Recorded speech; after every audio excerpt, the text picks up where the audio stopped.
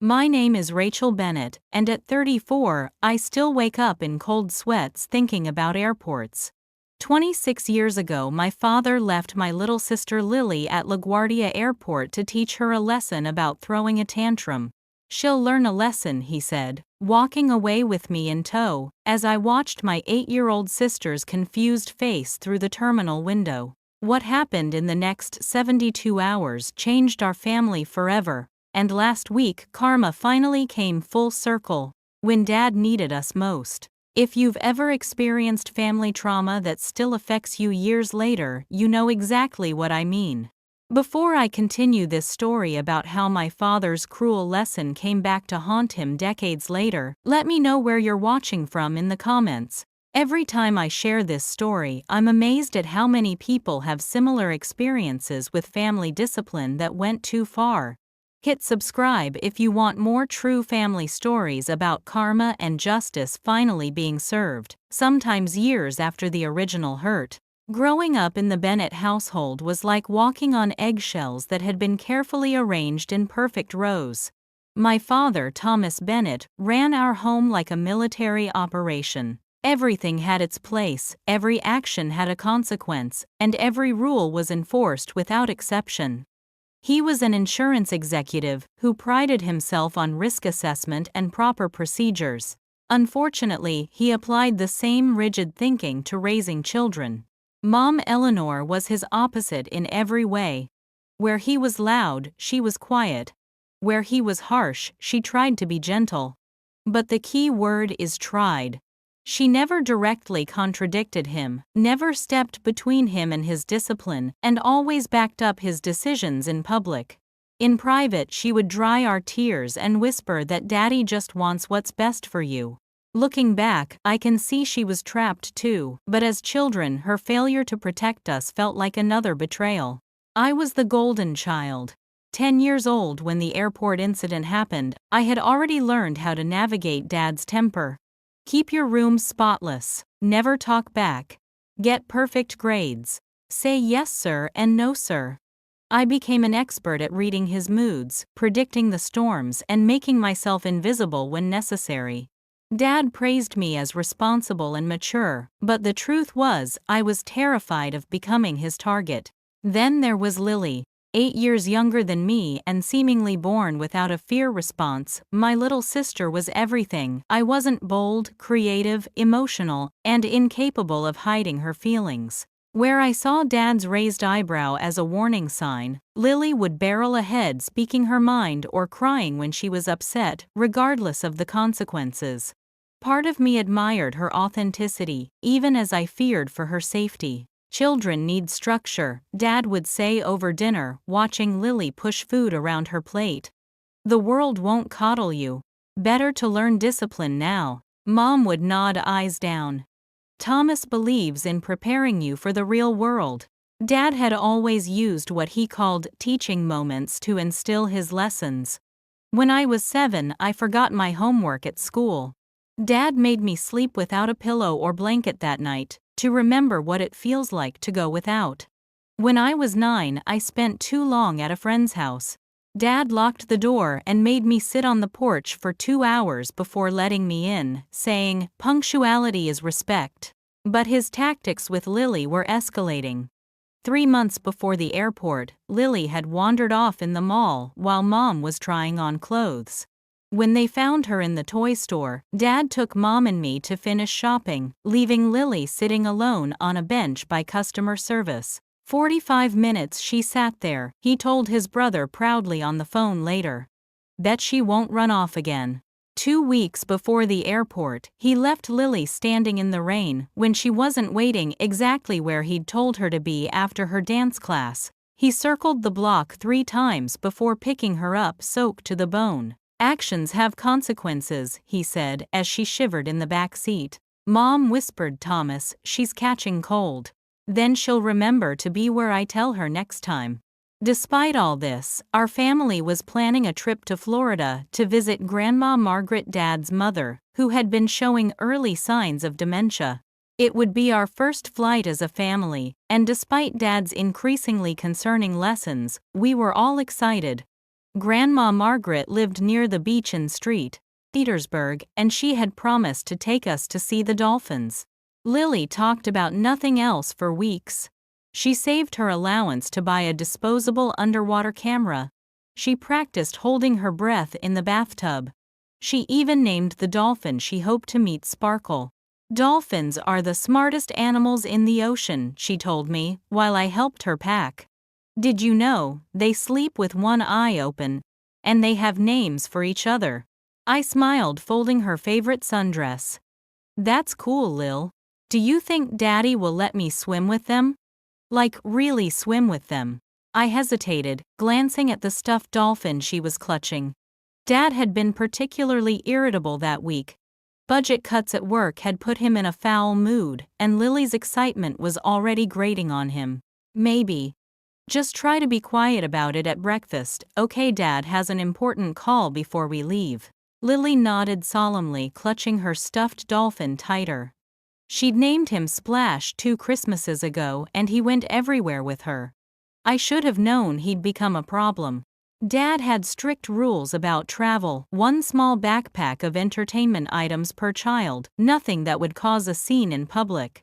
Looking back, it was like he was setting her up to fail. The night before our flight, I helped Lily finish packing. As I zipped up her little pink suitcase, I had no idea that tomorrow would change the trajectory of all our lives. That Dad's need to teach a lesson would finally show the world who he really was, and that Lily's excitement about seeing dolphins would never materialize on that trip. The morning of our flight to Florida started with tension already hanging in the air. Dad had received a work call at 5 a.m. about a client emergency, which put him in a sour mood. Mom scurried around making breakfast, trying to keep everyone on schedule, while Dad barked orders from his home office. "The taxi will be here in 20 minutes, he shouted. "If anyone isn't ready, we're leaving without them." It was an empty threat we'd heard before, but that morning I didn't know how prophetic those words would be. Lily was bouncing off the walls with excitement, still in her pajamas, when the taxi honked outside. "Lillian Grace Bennett," Dad's voice cut through the house. "Did you not hear me say 20 minutes? Get dressed this instant." Mom rushed to help Lily, who was suddenly fumbling with buttons and zippers, her little fingers clumsy with nervousness. I grabbed both our backpacks, making sure everything was perfect. Dad hated nothing more than being late. The ride to LaGuardia was tense. Dad sat in the front seat, checking his watch every few minutes and muttering about traffic. In the back, Lily couldn't contain her excitement despite my warning glances. "Will we see the ocean from the plane? How high will we go? Can I have the window seat? Will my ears pop?" I brought gum because Jessica said gum helps your ears not pop. "Dad, will we get there in time to go to the beach today? Grandma promised to take us to see dolphins tomorrow." "Did you know dolphins can?" Dad interrupted, his voice dangerously quiet. "What did I tell you about being a big girl on this trip?" "To use my indoor voice," she whispered, shrinking into the seat. "And are you using your indoor voice right now?" "No, sir." The temporary silence lasted about 3 minutes before her excitement bubbled over again. By the time we reached the airport, Dad's jaw was clenched so tight I thought his teeth might crack. The terminal was packed with summer travelers, lines snaking around stanchions, children crying, announcements blaring. Dad hated disorder in any form. "Stay together," he commanded as we joined the check-in line. "Eleanor, keep her quiet." Mom put her arm around Lily, who was now straining to see everything at once. "Look with your eyes, sweetie, not with your voice," she murmured, using one of her gentle redirections that sometimes worked. Check-in was smooth, until the attendant mentioned our carry-on allowance. 1 personal item each, plus 1 standard-sized carry-on per person, she explained cheerfully. Dad nodded curtly. "We know the rules." We proceeded to security, where we had to unload our backpacks for screening. That's when the problem emerged. Lily had stuffed Splash, her beloved dolphin, into her already full backpack, making it impossible to zip closed. "What is this?" Dad hissed, trying to force the zipper. "Lily, you know the rules about packing." one backpack properly closed. But Splash needs to see the real dolphins, Lily protested, her voice rising. He's never seen his family. Lower your voice, Dad warned. Take something out or he goes in the trash. Lily's eyes widened in horror. No, you can't throw Splash away. People were starting to look. Dad despised public scenes above all else. His face flushed as he yanked the stuffed dolphin from the bag. This is staying here, he said with finality. No, Lily shrieked, grabbing for the toy. No, no, no, Splash is coming with me. And just like that, the tantrum began. Lily threw herself on the floor, sobbing and screaming for her dolphin. Mom knelt beside her, trying to calm her down, while Dad stood rigid with fury, the stuffed animal dangling from his clenched fist. Get her up, he said to Mom, his voice eerily calm. Now. Mom tried, but Lily was beyond consolation, her small body heaving with sobs. Security officers were glancing our way. Other parents were giving us those looks, half sympathy, half judgment. Dad checked his watch. We're going to miss our flight. He looked at me then, Mom. Get up, we're going to the gate. Mom's head snapped up. What, Thomas, we can't just. Now, Eleanor. He grabbed my shoulder and started walking. Mom hesitated, torn between her husband's command and her sobbing child on the floor. Thomas, wait, she pleaded. But Dad was already pulling me toward security, his grip painfully tight on my arm. I twisted to look back at Lily, still crying on the floor, as Mom hovered uncertainly between us. Mom, I called, my voice small with confusion.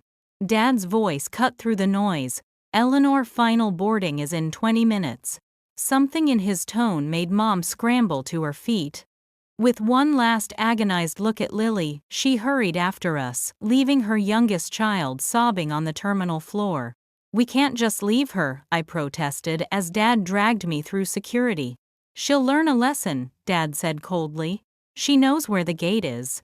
The security officers barely glanced at our boarding passes, more focused on the conveyor belt of items.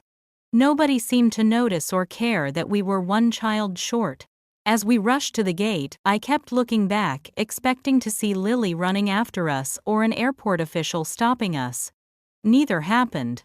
She's 8 years old, Mom whispered frantically. Thomas, this is insane. She's throwing a tantrum like a 4-year-old, Dad replied. When she calms down, she'll come to the gate. The staff will help her. At the gate, the attendant noticed the discrepancy. You have 4 boarding passes, but I only see 3 passengers. Dad smiled smoothly. My youngest is staying with her aunt in New York. Last-minute change of plans. We just kept the ticket since it was non-refundable. The lie rolled off his tongue so easily. The attendant nodded and scanned our passes. As we boarded the plane, I felt sick. Through the terminal windows I could see back toward security, but there was no sign of Lily's pink shirt or blonde ponytail. Mom was silently crying as she buckled her seatbelt, but she didn't get up. She didn't demand we leave. She didn't call for help. The plane taxied away from the gate, and still I believed Dad would come to his senses. He would tell someone. He would make sure Lily was safe.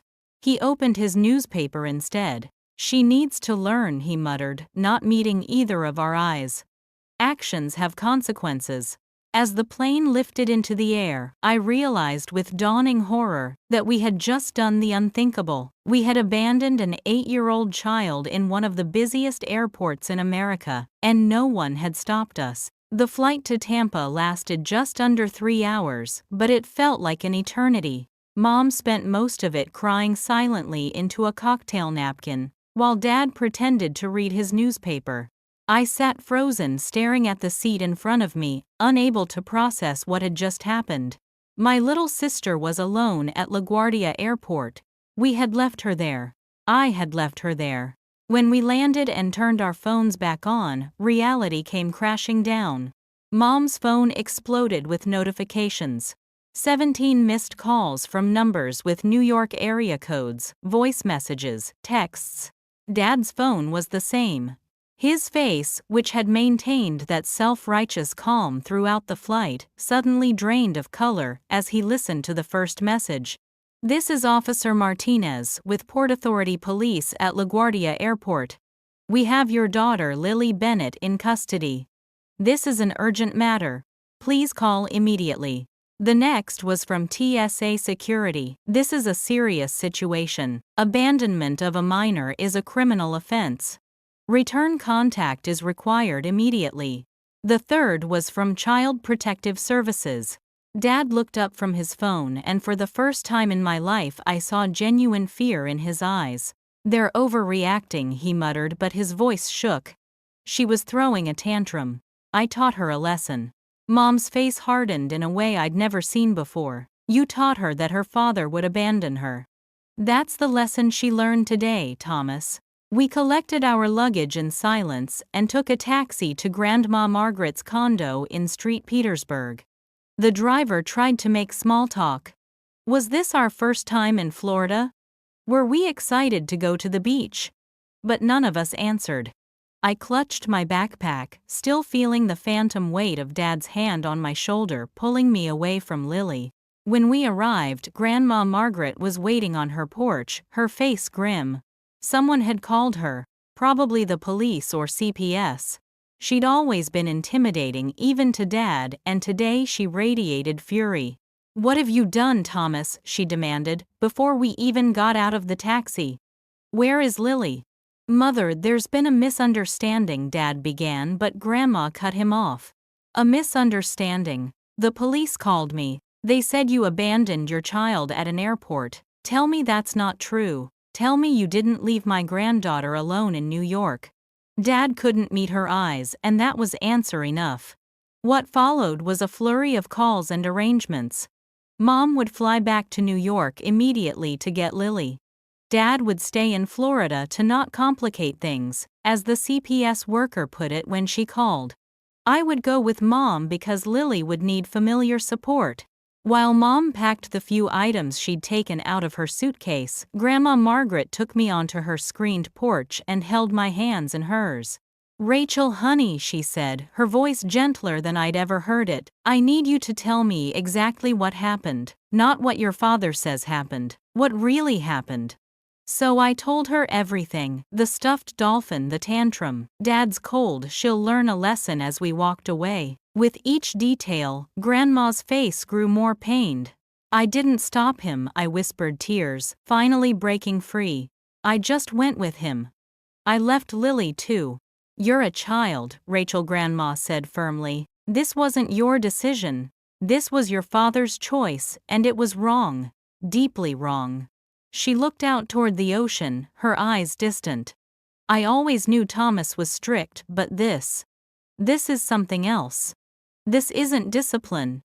It's cruelty." An hour later, Mom and I were on a flight back to New York. Dad remained at Grandma's though, from the shouting I heard before we left. I doubted he was welcome there for long. The police met us at LaGuardia. Officer Martinez, a woman with kind eyes and a stern mouth, escorted us to a small room in the administrative offices where Lily was waiting. My sister sat on a plastic chair clutching a different stuffed animal, a bear I didn't recognize, and looking smaller than I'd ever seen her. When she saw Mom, she didn't run to her. She just stared as if she couldn't believe Mom was really there. "Lily baby," Mom sobbed, kneeling in front of her. "I'm so sorry. So sorry." Lily let herself be hugged but didn't hug back. Over Mom's shoulder, her eyes met mine, and the emptiness I saw there haunts me still.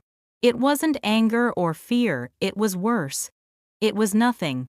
As if something inside her had switched off. Officer Martinez took Mom aside while a social worker sat with Lily and me. "Is your father often like this?" the woman asked gently. "Does he leave you or your sister alone as punishment?" I froze, torn between family loyalty and the horrible truth I'd witnessed. "It's okay to tell us," she assured me. "You're not getting anyone in trouble. We just need to know so we can help." "He leaves Lily places," sometimes I admitted, my voice barely audible, "to teach her lessons." The social worker wrote something in her notebook. And you? Does he leave you places too? No. I couldn't meet her eyes. I don't. I don't break the rules like she does. The shame of those words has stayed with me for 26 years. After hours of interviews and paperwork, we were allowed to go home, without Dad. He would remain in Florida until CPS completed an initial assessment. When we arrived at our empty house, Mom moved like a zombie, mechanically preparing dinner that none of us ate. That first night, Lily wouldn't sleep in her own room. She wouldn't let Mom stay with her either. She only wanted me. You saw it happen, she whispered as we lay in my bed, the nightlight casting shadows on the ceiling. You know it was real. It was real, I confirmed, holding her small hand. And it was wrong. Dad was wrong, Lily. Is he coming back? Her voice trembled. I should have lied, should have reassured her. Instead, I told the truth. Probably, but it won't be the same. And it never was.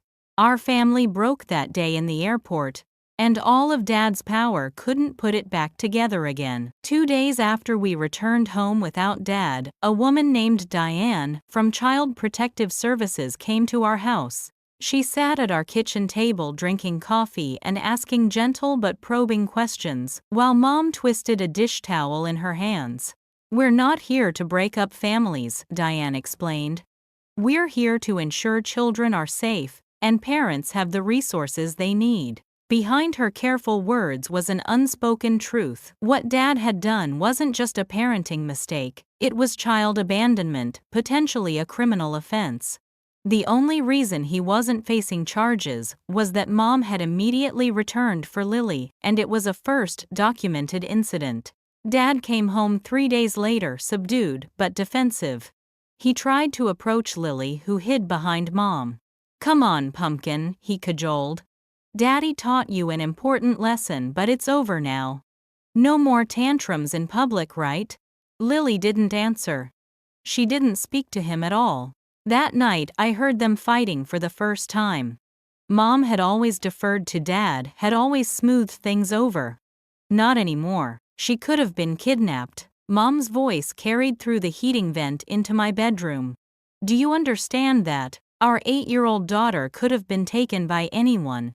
She was at an airport, Eleanor, not some back alley, Dad retorted. There was security everywhere. She was perfectly safe. She was terrified. She thought we weren't coming back. That's ridiculous. Of course we were coming back. She was throwing a tantrum and needed to learn. No, Mom's voice had a new edge to it. You don't get to justify this. There will be no more lessons, Thomas. Not like this. Never again.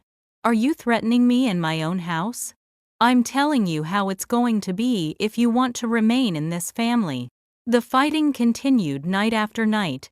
Sometimes about Lily, sometimes about money, sometimes about Grandma Margaret, who was calling daily to check on us. Dad's mother had made it clear where she stood. What her son had done was unforgivable. You left a child alone in a public place, I overheard her saying during one of their calls. Do you know what could have happened? Do you? Mother, you're overreacting, just like Eleanor. Nothing happened to her. Nothing physical happened to her. Everything else happened to her. She'll never trust you again, Thomas. Would you? Our first mandatory family therapy session was scheduled for the following week. Dr. Abrams was a kind-faced man with wire-rimmed glasses, who spoke directly to Lily and me, not through our parents. Lily, he said gently, can you tell me how you felt when you realized your family had gotten on the plane without you? Lily, who had barely spoken since the airport, looked at her shoes. Like I disappeared, she finally whispered. What do you mean by that? Dr. Abrams asked. Like I wasn't real anymore. Like if they could leave me, maybe I was never real to them at all. I saw Dad flinch. Mom started to cry. And Rachel, Dr. Abrams turned to me. How did you feel when you realized what was happening? The question caught me off guard. No one had asked how I felt. I was the good child, the one who hadn't been abandoned, the one who was fine. Scared, I admitted. And guilty. Guilty about what? That I went with them. That I left her too. Dad interrupted. Rachel has nothing to feel guilty about. She was following her parents' lead, as she should. Dr. Abrams regarded him steadily. Children aren't meant to blindly follow their parents into harmful situations, Mr. Bennett. They're meant to be protected by them. The therapy sessions continued twice weekly, but they only seemed to widen the cracks in our family. Lily was having nightmares, waking up screaming that she was lost, that no one was coming back for her. She wouldn't let Mom out of her sight, following her from room to room like a shadow. At school, her teacher reported she was withdrawn and clingy, crying if her friends went to the bathroom without telling her where they were going. I was struggling too. I'd always been the perfect student, but now I couldn't concentrate. I kept replaying that moment in the airport, Dad pulling me away, Lily on the floor behind us. In my dreams, I broke free from his grip, ran back to Lily, protected her. In reality, I had just followed along, silent and complicit. Word got out, as it always does. Dad's company had seen the incident reported in a local paper. Though they didn't fire him outright, he was removed from client-facing roles. His colleagues whispered behind his back. Our neighbors were suddenly too busy to come over for barbecues. Parents called to ask if their children could play with Lily at their houses instead of ours. Extended family took sides. Dad's brother defended him. Kids need discipline. Thomas just went a bit overboard. Mom's sister was appalled. If my husband ever left one of our kids anywhere, he'd be sleeping in the garage until kingdom come. Grandma Margaret called from Florida every day, not to speak to Dad but to check on Lily and me. She started sending us care packages. Books and small toys for Lily, journals and colored pens for me, with notes that said simply, "Thinking of you. Love, Grandma." It wasn't lost on me that she'd always been Dad's mother, always taken his side before. Not anymore. The most dramatic change, however, was in Mom.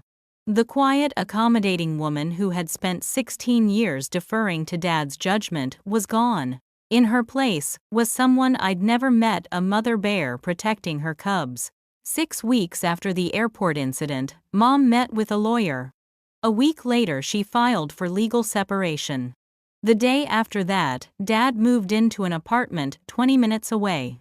His parental rights weren't terminated, but the court ordered supervised visitation only, at least until the CPS case was closed. The first time Dad came to pick up Lily for their supervised visit, she hid in her closet.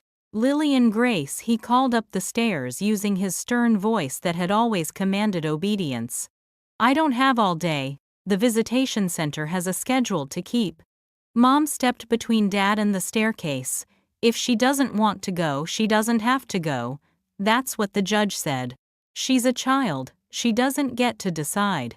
Actually, in this situation she does, and she's saying no. Dad's face flushed with that familiar anger, but for the first time he had no power to enforce his will. The court-appointed supervisor stood in our living room, clipboard in hand, watching the exchange. Dad had no choice but to leave without Lily. School became a different kind of battlefield. Lily's teacher called about bullying. Some older kids had heard about what happened and were taunting her. "Airport baby," they called her. "Did your daddy forget you on purpose, or did he just not want you anymore?" My friends didn't know what to say to me. Some acted like nothing had happened. Others avoided me entirely. A few asked invasive questions. "Did your dad really abandon your sister? Is he going to jail? Are your parents getting divorced?" Our house felt both emptier and safer with Dad gone. The constant tension of trying to predict his moods to avoid his displeasure had lifted. But in its place was a heavy silence, the absence of what our family had been. Imperfect, yes, but familiar. One night I found Mom sitting at the kitchen table long after midnight, staring at old family photos. "Why did you let him do it?" I asked, the question that had been burning inside me for weeks. "Why did you leave her there too?" Mom looked up, her eyes red-rimmed but clear. "Because I was afraid of him," she said simply. "Not that he would hit me. He never did that. I was afraid of being alone, of failing as a wife, of what people would think. I was afraid of standing up to him. She took my hand. It was wrong, Rachel. What I did was wrong. And I'll spend the rest of my life making it up to both of you. It was the first time I'd ever heard an adult admit they were wrong without excuses or justifications. It wouldn't fix what happened, but it was a start. If you've ever been in a situation where someone's bad behavior was normalized until something dramatic made everyone see the truth, let me know in the comments. Looking back, there were so many red flags with my father's teaching moments, but it took something extreme like the airport incident for the adults in our lives to finally act. Did you ever have that moment of clarity about someone in your family? The next 10 years unfolded like the slow healing of a deep wound. Progress happened, but the scar tissue remained sensitive to the touch and permanently altering the landscape of our lives. Mom reinvented herself in ways I never expected. With Dad gone, she went back to school, finishing the accounting degree she'd abandoned when they married. She found work at a small firm that appreciated her meticulous attention to detail, advancing steadily until she became office manager. The woman who had once asked Dad's permission to buy a new blouse was now managing a staff of 15 and negotiating her own salary. "Your mother is trying to punish me," Dad complained during one of our monthly dinners. The court-ordered supervision had ended after a year of therapy, but Lily still refused to see him alone. I became the buffer, the translator, the human shield between them. "She's not punishing you," I corrected, 20 years old now and finding my voice. "She's living her life." Dad scoffed. "She's turned you girls against me. And for what?" One parenting mistake. It was always one mistake in Dad's narrative. Never a pattern. Never a symptom of his controlling, punitive approach to parenting. Just one isolated incident that everyone was blowing out of proportion. I went to college only an hour away, close enough to come home weekends to check on Lily. My little sister was 14 now, navigating the treacherous waters of middle school with a wariness beyond her years. The therapy had helped, but some wounds go too deep for complete healing. "Do you ever think about the airport?" she asked me once while we were painting our nails on my bed during a weekend visit home. "Sometimes," I admitted. "In dreams mostly. I think about it every day." She carefully applied purple polish to her pinky nail. "Not the scared part anymore. The after part." "What after part?" "When I realized I could survive being left behind. That I'd be okay even if the worst thing happened." She looked up with a small smile. "It's weird, but it made me braver in some ways." Lily's resilience amazed me. Where the incident had made me more cautious. I triple-checked plans, hated being late, and panicked if someone didn't answer their phone. It had eventually made Lily more willing to take risks. She joined the debate team, auditioned for school plays, asked her crush to the winter formal. "The worst already happened," she explained, "and I survived. So what's the worst that could happen if I try out for the lead in the play?" "I don't get it. That's nothing compared to being left at an airport." Dad, meanwhile, was fossilizing in his resentment. His apartment never evolved beyond temporary feeling furniture and bare walls, as if he was just waiting for us all to come to our senses and let him come home. He dated occasionally, but never seriously. His work performance suffered as he became increasingly bitter and difficult to work with. "No one respects fathers anymore," he'd say during our stilted dinners. "We're treated like criminals for disciplining our children." I'd bite my tongue, reminding myself that engaging only made it worse. Dad wasn't interested in growth or understanding. He wanted validation, absolution without remorse. Mom started dating when Lily entered high school. His name was Robert, a kind widower who taught history at the local community college. The first time he came to dinner, Lily interrogated him like a seasoned prosecutor. "Do you believe in punishment?" she asked bluntly over dessert. Robert considered the question thoughtfully. "I believe in consequences that teach rather than just hurt," he finally said. When my sons were young and broke something, they helped repair it. If they hurt someone's feelings, they had to make genuine amends. And what if they embarrassed you in public? Lily pressed. Robert smiled gently. Kids are supposed to embarrass their parents sometimes. It's practically their job. Lily nodded, apparently satisfied, and served him an extra scoop of ice cream. When I was 22 in my final year of undergrad, I began seeing a therapist of my own. Not because of any acute crisis, but because I'd begun to realize how the airport incident had shaped me in ways I hadn't recognized. I think I have a problem with authority, I confessed during one session. I never question rules or stand up for myself. That makes sense given your history, Dr. Reeves commented. You were taught that obedience keeps you safe, that questioning authority figures, like your father, leads to abandonment. But it wasn't me who got abandoned, I protested. Wasn't it? She leaned forward. Your father abandoned his role as a protector for both of you that day. He abandoned his responsibility to be a safe parent. You weren't left physically at the airport, but you were left to navigate a moral and emotional crisis without guidance. It was a perspective I'd never considered, and it opened a door to understanding my own lingering trauma. I wasn't just the good child who escaped punishment. I was another victim of Dad's cruel control, just in a different way. Dad's attempts to reconnect happened on his terms without acknowledgement of the harm he'd caused. For Christmas, when Lily was 16, he bought her an extravagant gift, a dolphin necklace with tiny diamond eyes. To replace that silly stuffed one, he said, smiling as if he'd done something wonderful. Lily stared at the necklace, then at Dad. His name was Splash, she said quietly. And he wasn't silly to me. Dad's smile faltered. Well, this one is real silver. Much better than a toy. Lily handed the box back to him. I don't want it. Lily and Grace, he began, his voice taking on that familiar warning tone. No, she interrupted. You don't get to buy me back with expensive gifts. You don't get to pretend it didn't happen. You don't get to decide when I should be over it. It was the most direct confrontation since the incident, and I held my breath waiting for the explosion. Instead, Dad deflated, looking suddenly old and lost. I was teaching you responsibility, he said weakly. You were teaching me that I didn't matter, Lily corrected him. That I was disposable. Dad never tried to give her jewelry again. His visits became less frequent, his calls shorter. He was fading from our lives, not with a bang, but with a whimper. By the time I finished law school at 25, specializing perhaps not coincidentally in family law and child advocacy, Mom and Robert were married.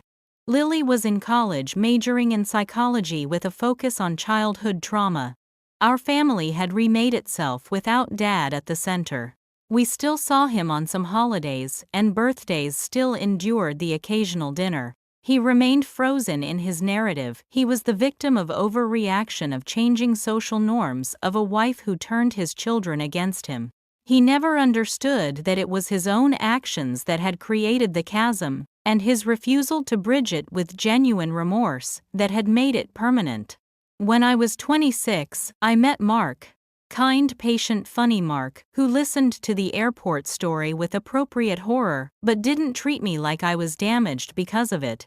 On our 5th date, I had a panic attack when he was 15 minutes late meeting me at a restaurant. Instead of being annoyed, he sat with me until my breathing returned to normal. Then gently asked what had happened. I thought you weren't coming back, I admitted, embarrassed. I thought you'd left me here. Understanding dawned in his eyes. Because of what happened with your sister. I nodded, waiting for him to tell me I was overreacting, that it was ridiculous to connect these two different situations.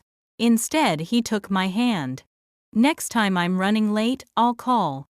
And if I say I'm coming back, Rachel, I'm coming back. Always. It was such a simple promise, but it meant everything. Lily was thriving in college, though she still struggled with trust issues in relationships.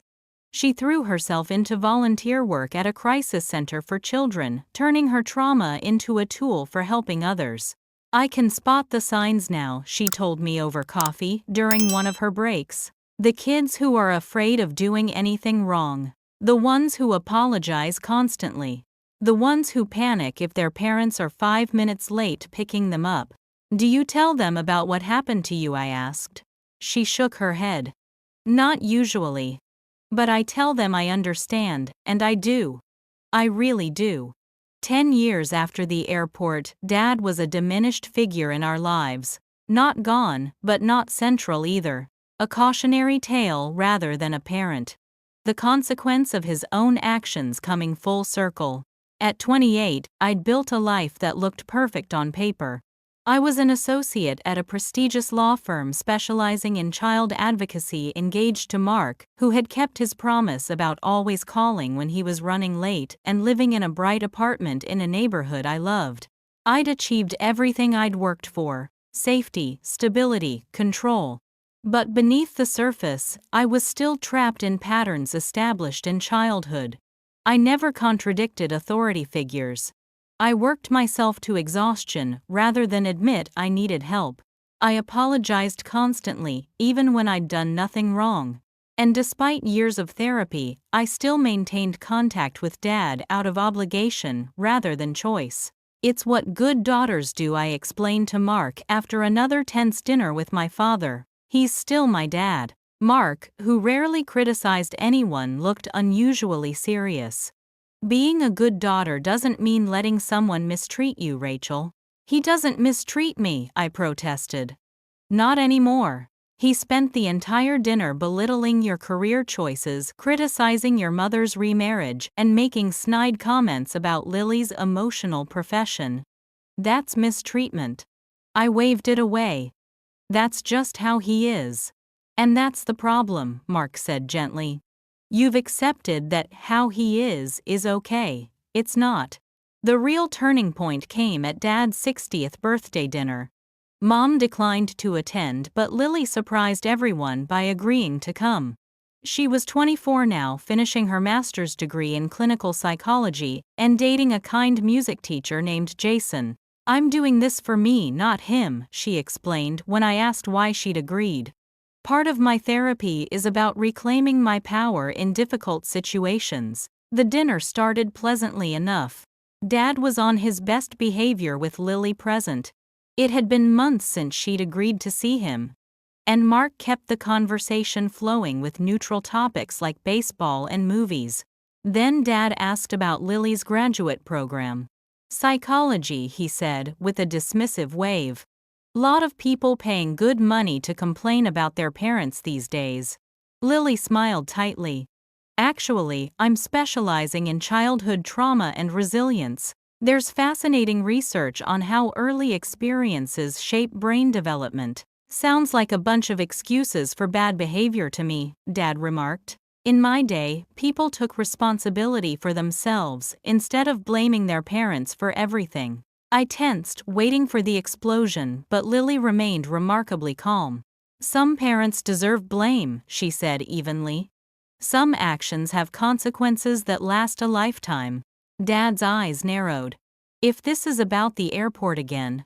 It's always about the airport, Lily interrupted. Every panic attack when someone is late. Every relationship I've sabotaged because I was waiting for the person to abandon me. Every time I have to explain to a new therapist why I need medication to fly. It will always be about the airport. It's been 16 years, Dad said, exasperated. When are you going to let it go? When are you going to acknowledge what you really did? Lily countered. It wasn't a teaching moment. It was child abandonment. It was cruel. Dad looked to me for support, as he always did. Rachel, explained to your sister that she's blowing this out of proportion. Again. Something inside me shifted. I looked at Lily, strong, brave Lily, who had named her truth despite years of Dad's denials. I looked at Mark, whose quiet support had shown me what healthy love looked like. And I looked at Dad, still expecting me to take his side, to be the good daughter who helped him avoid accountability. No, I said quietly. Dad blinked. Excuse me. No, I won't explain anything to Lily. She's right. What you did was cruel and you've never truly acknowledged it. Not you too, Dad groaned. I thought at least you understood. I understood that if I agreed with you, if I played by your rules, I wouldn't be left behind. That's not understanding. That's survival. Dad's face flushed with anger. So you've turned against me too? After everything I've done for you? Your education, your upbringing. My education that I paid for with scholarships and loans. My upbringing, where I was terrified of disappointing you. I was shaking, but the words kept coming. You didn't do those things for me. You did them to maintain control. Dad stood abruptly, throwing his napkin on the table. I don't have to sit here and be attacked on my birthday. No, you don't, I agreed. You can leave.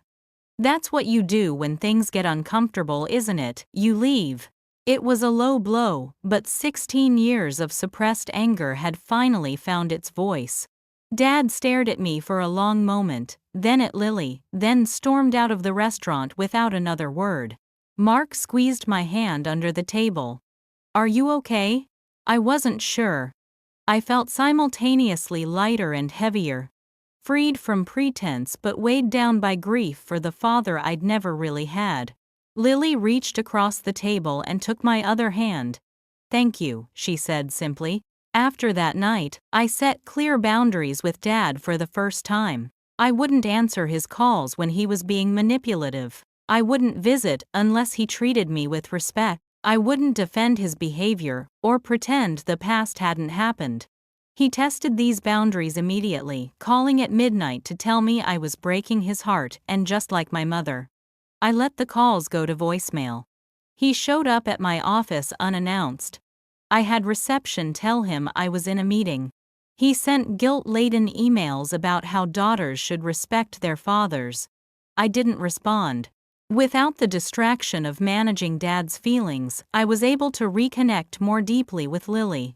We started having sister dinners every other week, just the two of us, talking about everything from work to relationships to our shared childhood.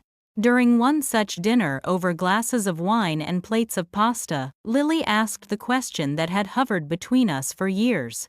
Do you resent me for being the reason everything fell apart? I nearly choked on my wine. Lily, no. You weren't the reason. Dad was the reason. His actions, his choices. But if I hadn't thrown a tantrum over Splash, then it would have been something else eventually. I reached for her hand. Dad was who he was long before the airport. The only difference is that the airport made it impossible for everyone else to keep pretending. Lily nodded slowly. I've been so angry at him for so long. But lately I've been thinking about his childhood too. Grandma says his father was even worse. That explains it, but it doesn't excuse it, I said, repeating a phrase from my own therapy. I know. I don't think I'll ever forgive him, not really. She swirled her wine thoughtfully. But I've forgiven you, Rachel. A long time ago. The words caught me off guard. Me. For what? For not stopping him. For going with them. I was so angry at you two for years. The guilt I'd carried since that day surged to the surface. I'm sorry, Lily. I was 10, but I should have done something. Said something. You were a child, Lily said firmly. A child conditioned to obey. Just like I was conditioned to rebel. We were both playing the roles he assigned us. She was right, and the realization was both painful and freeing. Dad had cast us as the good child and the difficult child from early on, and we had inhabited those roles until they felt like our only options. We get to choose who we are now, Lily continued. That's the gift of growing up. We can break the patterns. Mark helped me see those patterns more clearly. One night after dinner with friends, he gently pointed out how I'd apologized 7 times during the evening. For being 5 minutes late, for bringing white wine instead of red, for talking too much about a case I was passionate about. You don't have to be perfect to be loved, Rachel, he said as we got ready for bed. Your father's conditional approval wasn't love, it was control. "What is love then?" I asked, half joking, half serious. Mark thought for a moment. "Love is knowing someone sees your flaws and stays anyway.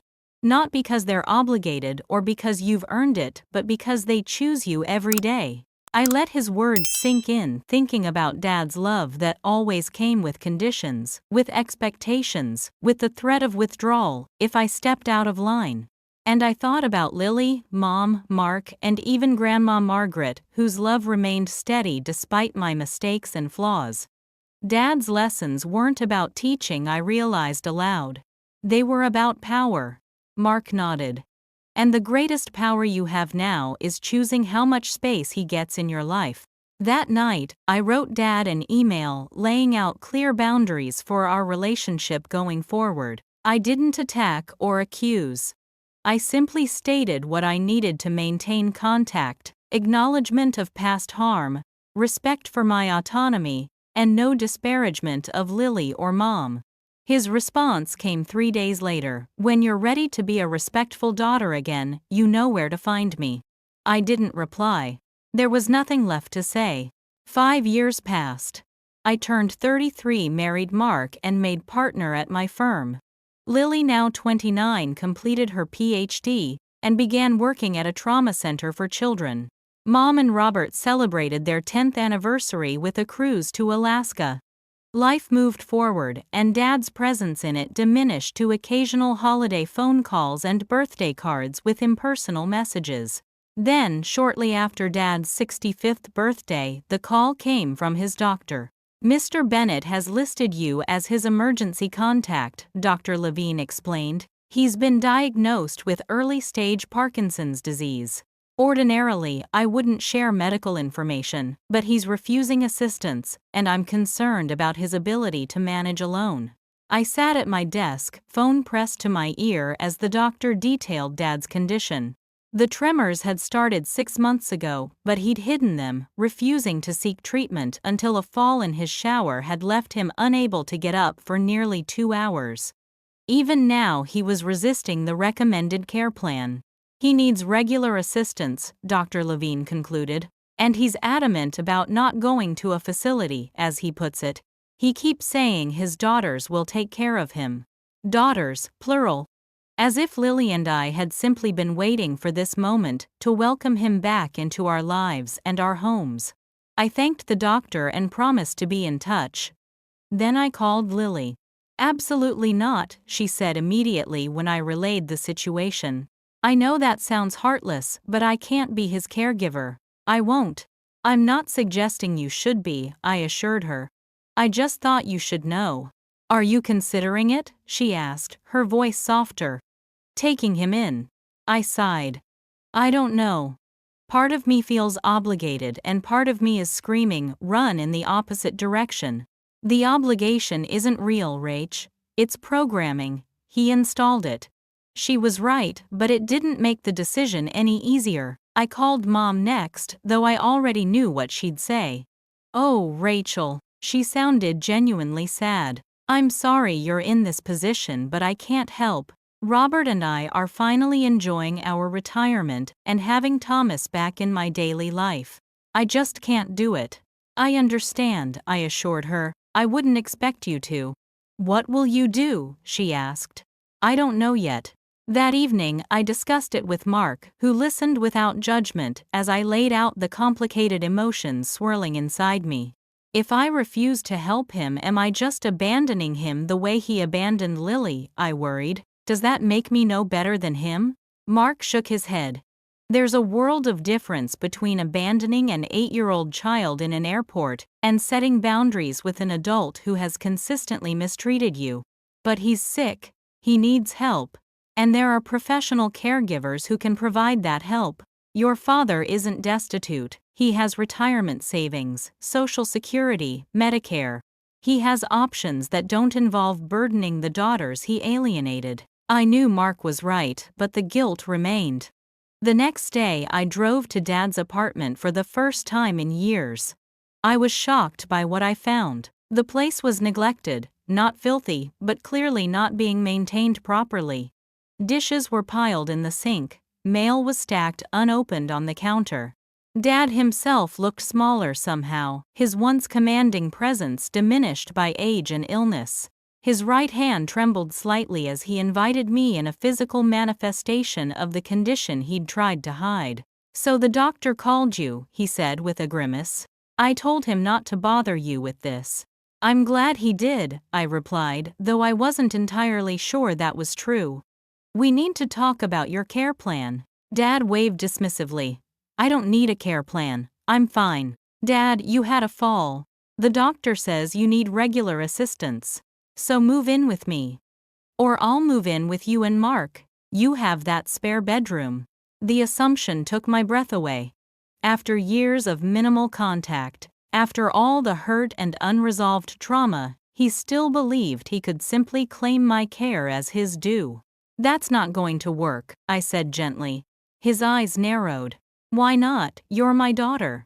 "Yes, and I have my own life, my own family, my own responsibilities." "Family is responsibility," he snapped, the old anger flaring. "When you were kids, did I ever say taking care of you was inconvenient? Did I ever refuse to provide for you?"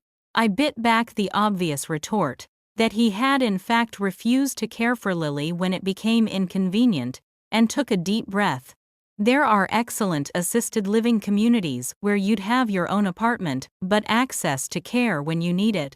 Warehouses for the elderly," Dad scoffed. "Where they drug you up and steal your money." "That's not true, and you know it. Many of them are high-quality active communities." We went around in circles, Dad, alternating between demanding I take him in and insisting he was fine on his own. Finally, he played his trump card. "What about Lily? She's a doctor, isn't she? She has a PhD in psychology, not an MD. And she's been clear that she can't be your caregiver." Dad's face darkened. "Won't you mean she's still punishing me for that damned airport incident 26 years ago? When is she going to let it go?" Something in me snapped. "Let it go, let it go. Do you have any idea what you did to her, to our family? You abandoned your child in a public place because she was inconvenient to you in that moment. You lied to airline personnel. You left her alone and terrified." "I was teaching her."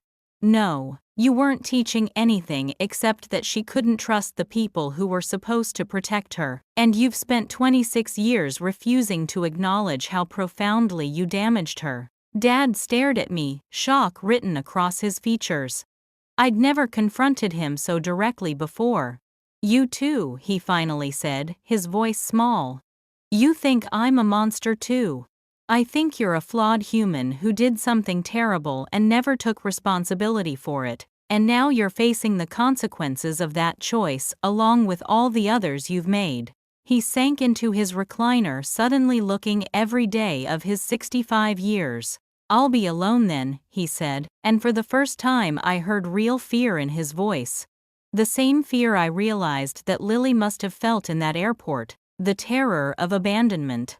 "You won't be alone," I said, softening slightly. "You'll have professional care. Lily and I will help arrange everything. We'll visit." He looked up, a flash of hope in his eyes. "But we'll do it on our terms," I continued. "Not out of obligation, but as a choice. And only if you start acknowledging what really happened and how it affected us." Dad was silent for a long moment. Then, almost inaudibly, he whispered, "I never thought she wouldn't come to the gate." It wasn't an apology, it wasn't even a full acknowledgement. But it was the first crack in the wall of denial he'd built over 26 years. I left him with brochures for 3 assisted living communities and a promise to call the next day. In my car, I sat for nearly 20 minutes, hands shaking on the steering wheel, overwhelmed by the conversation and what lay ahead. That night I called Lily again. "He asked for you," I said carefully. "Not as a caregiver. I think he wants to apologize." "Now?" she asked, her voice tight. "After all this time, now that he needs something from us." "I know, the timing is suspect. It's manipulative." "Probably," I acknowledged. "But it might also be genuine. People sometimes find clarity when they're facing their own mortality." Lily was quiet for so long, I thought we'd lost the connection. Finally, she sighed. I'll think about it, she said. But I'm not promising anything. 2 days later, Dad ended up in the hospital again. Another fall, worse this time. A fractured hip. The hospital social worker called to inform me he couldn't return to his apartment alone. He needs placement, she explained, either with family or in a care facility. When I arrived at the hospital, Dad looked frighteningly vulnerable in the sterile hospital bed tubes and monitors attached to his frail body. When he saw me, he reached out a trembling hand. "Rachel," he said, his voice quavering. "You came." "Of course I came," I replied, taking his hand, despite the complicated emotions roiling inside me. "The doctor says I can't go home," he continued, his eyes filling with tears. "He says I need supervision now." "Yes, that's what they told me too." "You can't abandon me now." His fingers tightened around mine with surprising strength. "I'm your father." The word choice, abandon, wasn't accidental. He was drawing the parallel himself, forcing me to see the symmetry of the situation. Once he had left a helpless family member alone, now he feared the same fate. "No one is abandoning you," I said firmly. "But we need to be realistic about your care needs." "I need my family," he insisted. "I need my daughters." I took a deep breath, preparing for the difficult conversation ahead. "Dad, I've spoken with Lily. We're both willing to help with arrangements to visit to make sure you're well cared for. But neither of us can be your full-time caregiver." "Why not?" he demanded, anger flashing through the fear. "After everything I've done for you girls." "That's just it," I interrupted gently. "What have you done for us really, especially in the last 26 years? He had no answer. "We'll help you," I promised. "But there will be terms, professional care, regular therapy for you. And most importantly, a genuine acknowledgement of the past." Dad closed his eyes, tears leaking from the corners. "Will Lily come?" he asked, his voice barely audible. "Will she let me? Will she let me say I'm sorry?" "I don't know," I answered honestly. "That's up to her." When I left the hospital, I called Lily from the parking lot. "He asked for you specifically," I told her. "He wants to apologize." "Do you believe him?" I thought about the fear in Dad's eyes, the tremble in his voice that wasn't entirely due to Parkinson's. "I think he's scared. And I think maybe for the first time he understands what it feels like to be at the mercy of someone else's decision to help you or not." Lily was quiet for a long moment. "I'll come," she finally said. "Not for him. For me. For closure. I'll be right there with you," I promised. "I know," she said. "You always are now." Lily and I agreed to meet at the hospital the next day. I arrived first, finding Dad asleep in his room, the TV murmuring in the background. A social worker was waiting to discuss his discharge plan. "He'll need significant assistance," Miss Parker explained, reviewing his chart. "The hip fracture combined with his Parkinson's means he can't live independently anymore." "We understand," I assured her. "We're looking at assisted living options." "Your father is adamant about living with family." I sighed. "He'll need to adjust to reality." When Lily arrived, I barely recognized her. My normally casual sister was wearing a crisp blouse and slacks, her hair pulled back in a neat ponytail. She looked like she was going to a job interview, or putting on armor. "You okay?" I asked, hugging her. "Not really," she admitted, "but I need to do this." We met with Miss Parker together, discussing options for Dad's care. There were several facilities within driving distance that accepted Medicare, but the better ones had waiting lists. "There's a temporary solution," Miss Parker suggested. "Short-term rehabilitation, then home health aides until a spot opens up at one of the preferred facilities." "Home health?" where Lily asked. "His apartment isn't suitable anymore." "That's the challenge," Miss Parker acknowledged. "He'll need to stay with family during the transition." Lily and I exchanged glances. This was exactly what we'd been trying to avoid. "How long?" I asked. 2 months, maybe 3. I felt the weight of the decision pressing down on me. Taking Dad in even temporarily would upend my life with Mark. It would mean confronting the past every single day. But leaving him in a substandard facility felt wrong too. Not because I owed him, but because of who I wanted to be. I need to talk to my husband, I said finally. And we need to talk to our father. Miss Parker nodded and left us alone in the consultation room. I can't do it, Lily said immediately. I know that's selfish, but I can't have him in my home. I just can't. It's not selfish, I assured her. It's self-preservation. Will you do it? She asked, watching my face carefully. I sighed. Maybe. For a limited time, with very clear boundaries. But only if he's genuinely ready to acknowledge what happened. Not just because he needs something from us now. We found Dad awake and anxious.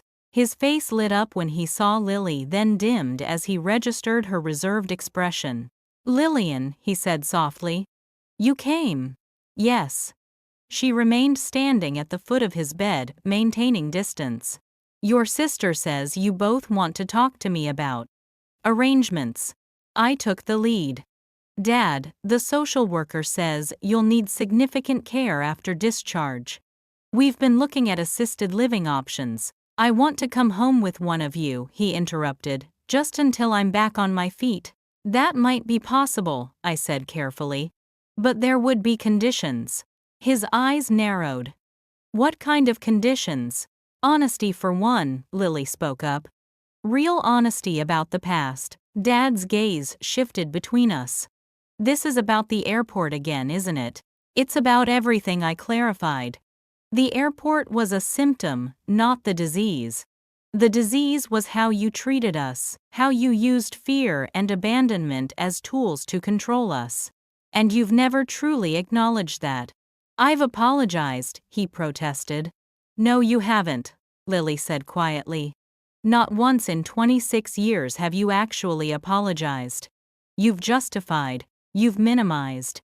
You've blamed me for being difficult. But you've never once said you were sorry or acknowledged what you really did. Dad looked down at his hands, which were trembling more noticeably now. What do you want from me? He asked, his voice small. The truth, I said simply. And a real apology. Not because you need our help now, but because you understand the harm you caused. He was silent for a long moment, and I wondered if we were asking too much, if he was even capable of the introspection required. I was so angry that day, he finally said, still looking at his hands. Not just at Lily, at everything. My job was in jeopardy. Your mother and I had been fighting. I felt like I was losing control of my life, my family. It wasn't an excuse, I realized. For perhaps the first time he was trying to explain, not justify. When Lily started throwing a tantrum over that stuffed animal, something in me just snapped. He looked up first at me, then with visible effort at Lily. I wanted to teach you a lesson, yes. But more than that, I wanted to feel powerful again, in control again. Lily's posture remained rigid, but I could see the slight tremble in her lower lip. I never thought. Dad's voice broke. I never thought they would call the police. I thought you'd come to the gate crying and sorry, and I'd be the big man who forgave you. I thought I'd be the hero of the story. You abandoned an 8-year-old child in an airport, Lily said, her voice tight. What part of that story could possibly make you a hero? Dad flinched. None of it. I see that now. I didn't then. And after I prompted. When you knew how serious it was, when CPS got involved, when Mom left you, did you see it then? He shook his head slowly. I was too proud. Too stubborn. I'd committed to my version of events. And admitting the truth meant admitting that I was abusive, Lily supplied. The word you're looking for is abusive. Dad closed his eyes, tears leaking from the corners. Yes, he whispered. Abusive. The word hung in the air between us, the first time any of us had named his behavior so explicitly. I'm sorry, he continued, opening his eyes to look directly at Lily. Not because I need your help now. I'm sorry because what I did was cruel and unforgivable. I abandoned you when you needed me most. I put my ego above your safety. I destroyed your trust, and our family. And I've spent 26 years refusing to take responsibility for any of it. Lily's composure cracked slightly. Why now? Why admit it now? Because I'm afraid, he admitted. Because I'm old and sick and alone, and I finally understand what it feels like to be vulnerable and at someone else's mercy. And because. He paused, swallowing hard because I've missed my daughters. My real daughters, not the obedient shadows I tried to create. It wasn't a perfect apology. It was tinged with self-pity and came 26 years too late. But it was perhaps the most honest thing our father had ever said to us. I need to think about this, Lily said, her voice steadier than I expected. About what happens next? Dad nodded. I understand. As we prepared to leave, he called after us. Even if you can't, even if I need to go to a facility, will you still visit sometimes? Both of you. The naked vulnerability in the question was so unlike the father we'd grown up with that it stopped me in my tracks. For the first time I saw him clearly, not as the towering figure of my childhood, but as an aging, frightened man who was facing the consequences of a lifetime of choices. We'll visit, I promised. On our terms. Outside in the hallway, Lily leaned against the wall, taking deep breaths. Are you okay? I asked. She nodded. Better than I expected, actually. Hearing him finally say it, finally admit what he did without excuses. It doesn't erase anything, but it helps. What do you want to do now? I asked. About his care. Lily straightened up, her decision made. I can't take him in, not even temporarily. That's a boundary I need for my own well-being. I understand. But she continued, I can help with the logistics. Research facilities handle paperwork, visit regularly. Share the load, just not my home. I nodded. I'll talk to Mark about the temporary arrangement, 3 months max with home health aides during the day. And therapy for Dad, that's non-negotiable. Are you sure? Lily searched my face. You don't have to do this. No one would blame you for saying no. I'm sure, I said, surprised to find it was true. Not for Dad, really. For me. For the kind of person I want to be. Lily hugged me, holding on tightly. You're a better person than both of us, she whispered. No, I corrected her. Just a different one. You protected yourself by setting firm boundaries. I'm finding my way by testing mine. We're both doing the best we can with the cards we were dealt. Together we walked out of the hospital into the bright afternoon sunlight, two sisters bound by shared trauma but no longer defined by it. The path ahead wouldn't be easy, but for the first time, it felt like we were all walking in the same direction. If you've ever had to make a difficult decision about caring for a family member who hurt you in the past, I'd really like to hear your story in the comments. It's never a simple black and white situation, is it? How did you balance self-care with responsibility? Let me know your thoughts, and please like this video if my story resonated with you in any way. Subscribe for more stories about family dynamics and the complicated journey toward healing. 3 months turned into 4, then 5. Dad lived in our guest room longer than planned, while we waited for an opening at the assisted living community we'd selected. It wasn't always easy. There were days when old patterns resurfaced, when his entitled expectations clashed with our established boundaries, when Mark had to gently remind me that I wasn't responsible for managing my father's emotions. But there were unexpected moments of grace too. Like the afternoon I came home early from work to find Dad and Mark watching baseball together. Dad patiently explaining the finer points of the infield fly rule. Or the evening Dad showed me faded photographs I'd never seen before. My grandmother as a young woman, Dad as a tow-headed little boy, family vacations from the early years of my parents' marriage when they still looked happy together. Your mother was the most beautiful woman I'd ever seen, he told me, tracing Mom's face in one picture. I didn't deserve her. I know that now. Lily kept her boundary about not having Dad in her home, but she visited regularly. Their relationship would never be easy or comfortable, but it evolved into something neither could have imagined before, a cautious respect built on honesty rather than obligation. Dad moved into Willowbrook, a pleasant assisted living community with spacious apartments and attentive staff just before Christmas. His apartment was smaller than he was used to, but bright and accessible, with grab bars in the bathroom and emergency call buttons in every room. The facility had daily activities, a dining room with decent food and medical staff on site. It wasn't luxury, but it wasn't the warehouse for the elderly he had feared either. Lily and I established a visiting schedule, me on Wednesdays after work, her on Sunday afternoons. We never pressured each other to do more than we were comfortable with, and we protected each other's boundaries fiercely. If Dad complained to me that Lily didn't visit enough, I shut it down immediately. If he tried to manipulate her with guilt, she would calmly gather her things and leave. He tested the boundaries at first, as we expected. Old habits die hard, especially for a man who had spent his life controlling others. But with each setback came an opportunity for growth for all of us. The most significant moment came 3 months after Dad moved to Willowbrook. Mom agreed to meet us all for dinner. The first time all 4 of us had been in the same room since before the divorce 26 years earlier. Robert, her husband, came too, his steady presence a calming influence. "You look well, Eleanor," Dad said, when Mom arrived, his voice lacking the bitterness that had characterized their interactions for so long.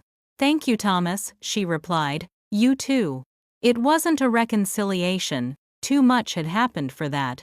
But it was a civil acknowledgement of their shared history and the family that had once been. Over dinner, the conversation turned unexpectedly to the airport incident. Not with recriminations or denials, but with honesty about how it had shaped all of us. "I chose psychology because of what happened," Lily admitted, looking directly at Dad. "I work with trauma survivors because I understand them from the inside out. In a strange way, the worst day of my childhood gave me my life's purpose." Dad's hands trembled as he set down his fork. "I'm sorry it took me so long to say this, but I'm proud of you, Lily, for making something meaningful from what I did." "I didn't do it for you," she replied, not unkindly, "but thank you." I shared how the incident had shaped my career too, my focus on child advocacy law, my work with family courts to establish better protection for children during custody disputes. "You both turned out remarkable despite me, not because of me," Dad said, his eyes glistening. "I see that now." Mom shared her perspective too. How leaving Dad had been terrifying but necessary, how she'd rebuilt her confidence piece by piece, how she'd learned to trust her own judgment again. "The airport was a wake-up call for all of us," she concluded. "Horrible as it was, it forced changes that needed to happen. We didn't solve everything in one dinner. Decades of hurt don't heal over chicken parmesan and tiramisu. But we spoke honestly, without the denial and defensiveness that had characterized our family interactions for so long. And in that honesty was the beginning of something like peace." As the months passed, Dad continued his therapy, working through the anger and control issues that had defined him for so long. He would never be an easy person. Some patterns are too deeply ingrained to fully unlearn. But he became more self-aware, more willing to acknowledge when he slipped into old behaviors. Lily flourished in her career, becoming a respected authority on childhood trauma recovery. Her work took her around the country, speaking at conferences and training other therapists. Airports, once symbols of abandonment and fear, became portals to opportunity and growth. I watched her board a plane for a conference in Seattle, standing at the gate until she disappeared down the jetway, and marveled at how far we'd come. The little girl who had been abandoned at LaGuardia had transformed her trauma into purpose, her fear into strength. Dad's health continued to decline, the Parkinson's progressing despite medication. His hands trembled more, his gait became unsteady, his voice sometimes reduced to a whisper. But there was a gentleness to him now, a humility that had never been there before. I was wrong about so many things he told me during one visit. I thought strength meant never showing weakness, never admitting mistakes. I thought being feared was the same as being respected. What do you think now? I asked. He considered the question carefully. I think strength is having the courage to face your failures. And respect. Respect has to be earned through actions, not demanded through fear. It wasn't a perfect ending. Life rarely gives us those. Dad would never fully repair the damage he had done, and Lily would never completely trust him. Some wounds leave permanent scars. But we found a way forward, all of us. Not by forgetting the past, but by facing it honestly.